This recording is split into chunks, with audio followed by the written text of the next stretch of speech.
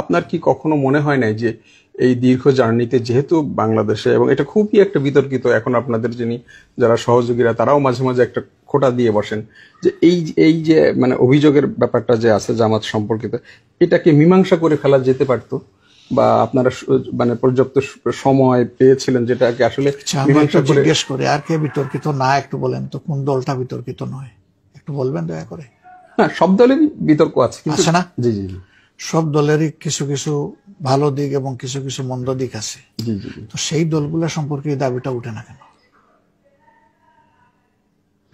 জামাতে ইসলামের আপনি দেখেন নাই, আমিও ভালো করে দেখে নাই, এটা ট্রু। যেটা আমরা দেখি নাই সেটা নিয়ে আমাদেরকে অনেক কিছু শোনানো হচ্ছে, কিন্তু যেটা আমাদের চোখের সামনে দৃশ্যমান ঘটে গেছে, ঘটে যাচ্ছে, সেগুলো নিয়ে আমরা কথা তুলি না কেন? দেশ স্বাধীনতার পরে একটা স্বাধীন দেশ, সেই দেশে রক্ষী বাহিনী কেন গঠন করা হলো? কেন 10,000 মুক্তিযোদ্ধা সহ 34,000 মানুষকে বিনা বিচারে হত্যা করা হলো স্বাধীন দেশে? পাকিস্তান আর্মিরা অনেক অপকর্ম করলো, সেই একই ধরনের অপকর্ম কেন বাংলাদেশে হলো স্বাধীন দেশে? পাকিস্তান আর্মি তো ব্যাংক লুট করে নাই, তো আমার স্বাধীন দেশে ব্যাংক লুট হলো কেন, ডাকাতি হলো কেন, কার সময় হলো? এইভাবে পর্যায়ক্রমে সকল দলের ব্যাপারে আপনি কিছু না কিছু খুঁজে পাবেন, অতীতে ছিল, এখন আছে, এবং বড় মোটা দাগে আছে, ছোটখাটো জিনিস না। তাহলে জামাতে ইসলামীকে শুধু এখানে টার্গেট করা হচ্ছে কেন, যেটা আমরা দেখি নাই? যদি কোনো কিছু হয়ে থাকে তাইলে তো দুইটা জিনিস ইতিমধ্যে বিশ্ববাসী এবং দেশবাসী দেখেছে। একটা বিচারের নামে যা হয়েছে তা দেখেছে, আর আরেকটা জিনিস দেখেছে যে অধ্যাপক গোলাম আজম সাহেবের নাগরিকত্ব মামলা, এটাও দেখেছে। সেই মামলা তো আদালতেই হয়েছে, তখন তো জামাত ইসলামের সরকার ছিল না। এখনো অনেকে যারা এই সমস্ত প্রশ্ন তুলেন, তখন তো সরকার আমাদের সেই সমস্ত বন্ধু ভাইদের ছিল। তো সেই সরকারের আমলেই প্রতিষ্ঠিত বিচারের মাধ্যমে তিনি তো তার বিরুদ্ধে আনিত সকল অভিযোগে নির্দোষ প্রমাণিত হয়ে তিনি তার নাগরিকত্ব পেয়েছিলেন, যেটা অন্যায়ভাবে হরণ করা হয়েছিল। কিন্তু তিনি সেই নাগরিকত্ব ফিরে পাওয়ার পরে বায়তুল মুকাররম উত্তর গেটে এসে জনগণকে অ্যাড্রেস করেছিলেন, এবং 71 নিয়ে তিনি দায় নিয়ে কথা বলেছিলেন। তার চাইতে কি আমি বড় নেতা নাকি? তিনি সেই সময়ের আমির ছিলেন।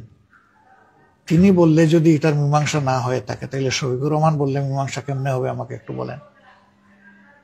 What is the way? তাহলে বিষয় এটা নয় তুই আমার পানে গুলা করেছিস, না তো আমি তো ওই ঘাটে জীবনেই যাই নাই, তাইলে তোর মা গুলা করেছে, অতএব শাস্তি তোকে পেতে হবে। যুক্তিতে যখন টিকলো না, তখন একটা কিছু দাঁড় করাতে হবে। যারা আমাদেরকে এই সমস্ত সমালোচনা করেন, তারা কি আমাদের সাথে রাজনীতি করেন নাই? এক প্লেটে খাওয়া দাওয়া করেন নাই? এক টেবিলে বসেন নাই? এবং কারো কারো সাথে আমরা কি সরকারে কাউকে নিঃশর্ত সমর্থন দিয়ে আমরা কি সহযোগিতা করি নাই সরকার গঠনে? তো তখন বলতেন যে তোমরা যুদ্ধ অপরাধী, তোমরা 71-এর এই সেই, তোমাদের বুটের তোমাদের সমর্থনের আমাদের দরকার নাই, আমরা কোনো নাপাক সমর্থন নিব না। সেটা কি কেউ করেছেন? করেন নাই। 96 সালে 94 থেকে 96 কেয়ারটেকারের আন্দোলন হলো, তাহলে বলা দরকার ছিল যে জামাত এই আন্দোলনের মূল আর্কিটেক্ট। কেয়ারটেকার ফর্মুলা তো গোলাম আজম সাহেব দিয়েছিলেন, আর তো কেউ দেয়নি। তো একজন যুদ্ধ অপরাধীর এই ফর্মুলা আমরা মানি না, আমরা অন্য কিছু পারলে করবো, না হইলে গালে হাত দিয়ে বসে থাকবো। তো সেটা তো হয়নি। একসাথে আন্দোলন করেছেন, এক টেবিলে বসেছেন, তো তখন মনে হয়নি যে এটা যুদ্ধ অপরাধী দল আর এরা যুদ্ধ অপরাধী? যেহেতু প্রসঙ্গটা এলোই, এগুলা সব যদি আপনি বাস্তবে চিন্তা করেন, সেটা আমি বলবো যে যে যেভাবে পারেন রাজনৈতিক দাবার গুটিটাকে নিজের পক্ষে টানার চেষ্টা করেছে। প্রিয় দর্শক, এতক্ষণ আপনারা শুনছিলেন জামাত ইসলামের আমির ডক্টর শফিকুর রহমানের বক্তব্য। আপনারা এই সাক্ষাৎকারের বাকি অংশ শুনতে পারবেন দ্বিতীয় পর্বে।